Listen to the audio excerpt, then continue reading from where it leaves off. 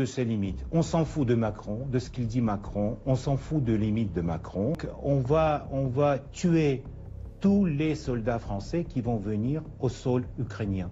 Tous.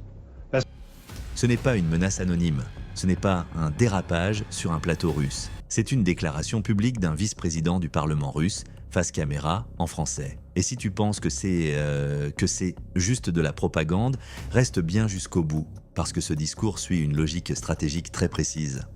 21 mars 2024, Moscou face au Kremlin. Sont enregistrés. Il a accepté de nous rencontrer juste ici où on se trouve avec Étienne Grelet. En toile de fond, le Kremlin et la place rouge où justement Vladimir Poutine s'est exprimé au lendemain de sa réélection triomphale. Voilà. Piotr Tolstoï n'aime pas les interviews enregistrées. Il accepte pourtant celle-ci. Pourquoi ? Parce que le message est destiné à l'Occident et surtout à la France. Tolstoï n'est pas un inconnu. Vice-président de la Douma, francophone parfait, formé en partie en France, ancien journaliste. France, c'est deux pays qui se connaissent bien et vous êtes bien placé pour le savoir puisque vous êtes l'arrière-petit-fils de Léon Tolstoï qui a écrit Guerre et Paix. Donc ces relations faites de haut et de bas, vous en savez quelque chose ? Vous savez, les Russes sont toujours mécontents que dans la guerre et la paix, les premiers 10 pages, c'est en français. Ils disent, mais c'est quoi ça? Qu'est-ce qui ne va plus entre la France et la Russie? Pourquoi ça ne marche plus? Ça marche plus parce que les Français ont pensé qu'ils ont droit de donner des leçons à des Russes.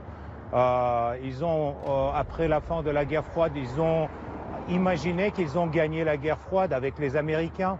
Ils ont oublié l'histoire de l'Europe, l'histoire du continent. Et je parle non seulement des guerres napoléoniennes, mais aussi de la dernière guerre, par exemple. Aujourd'hui, quand M. Macron dit qu'il va envoyer les soldats à Odessa, il faut lui rappeler que la dernière grande guerre en Europe, la France, elle a tenu 40 jours contre les nazis. Et les Russes, ils ont tenu 4 ans et ils ont gagné la guerre au Berlin. Je veux dire très directement que l'idée d'envoyer les soldats français en Ukraine, ça va se terminer par les cercueils en Orly, couverts par le tricolore, et c'est pas Macron qui va aller les chercher. Donc les Français, ils doivent comprendre les conséquences. C'est tout. Parlez-nous un peu de nous, parce que vous nous connaissez très bien, vous parlez un français parfait, vous avez étudié en France, vous avez été... Oui, j'ai fait mes études, une partie de mes études en France, et j'ai travaillé pour la presse française aussi, ici à Moscou. Ce n'est pas un hasard s'il s'adresse directement aux Français. Il sait exactement comment parler. Tolstoï fixe une ligne rouge absolue. Exactement que l'idée d'envoyer les soldats français en Ukraine, ça va se terminer par les cercueils en Orly, couverts par le tricolore. Ce type de phrase vise les familles, l'opinion publique, la peur collective. La Russie ne dissuade pas Macron, elle dissuade les Français. Traduit en russe les mots d'Emmanuel Macron. Vous suivez de près ce que dit le président français, plus que ce que dit par exemple le chancelier allemand. Qu'est-ce qui dans les mots d'Emmanuel Macron aujourd'hui, hérisse le poil du pouvoir russe? Il est le premier entre leaders européens qui a directement évoqué l'envoi des soldats au sol en Ukraine.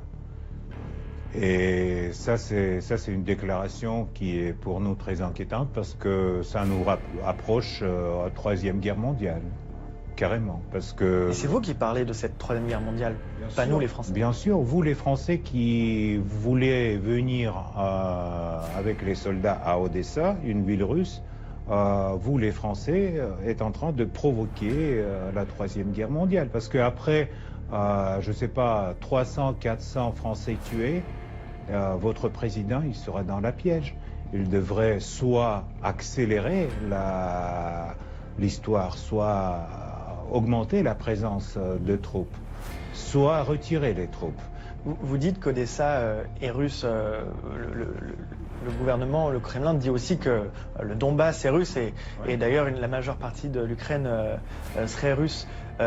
Historiquement, bien sûr, personne ne conteste la culture commune entre ces terres et la Russie. C'est pas la culture commune, c'est la même culture parce que c'est le même peuple. Mais moi, en tant que journaliste, je me suis rendu en Ukraine depuis le début de la guerre. J'ai rencontré des Ukrainiens et tous me disent leur volonté de rester à l'écart de la Russie, de garder leur indépendance, de rester ukrainiens et non pas de devenir russes. Est-ce que vous entendez cette voix des Ukrainiens qui vous disent « laissez-nous tranquilles, on veut être indépendants ». On a pendant 30 ans attendu que ces Ukrainiens arrêtent de faire des bêtises contre les 20 millions des Russes qui vivaient en Ukraine, de leur interdire leur langue, de leur interdire l'éducation en russe, de interdire l'histoire, d'ailleurs, commune qu'on a l'Ukraine et la Russie. L'Ukraine, c'est mon pays. Mon arrière-grand-père était le maire de Kiev. C'est mon pays. Et je ne veux pas que mon pays devienne un pays nazi, comme aujourd'hui. Mais les choses changent. Je ne veux pas que mon pays parle une autre langue. Et je ne veux pas que mon pays sera en base de l'OTAN pour les missiles contre mon pays. Et je ne veux pas que mon pays, Ukraine, restera sous la dictature des pays occidentaux et de l'OTAN. L'Ukraine n'existera jamais dans les frontières qu'il y avait avant la guerre. Point. N'existera jamais. Pour nous, c'est une question existentielle. Et on ne va pas arrêter, on ne va pas retirer les troupes, on ne va pas faire semblant qu'on est... on ne croit pas, on ne croit plus aux accords avec les Européens, on ne croit plus aux accords avec les Américains. On va garantir notre sécurité à tel point auquel ça sera décidé par Vladimir Poutine, qui est président de la Russie. Et donc, à ce moment-là, quand on va dire on s'arrête, il y aura une autre conférence sur la sécurité en Europe, comme celle de Helsinki ou Yalta.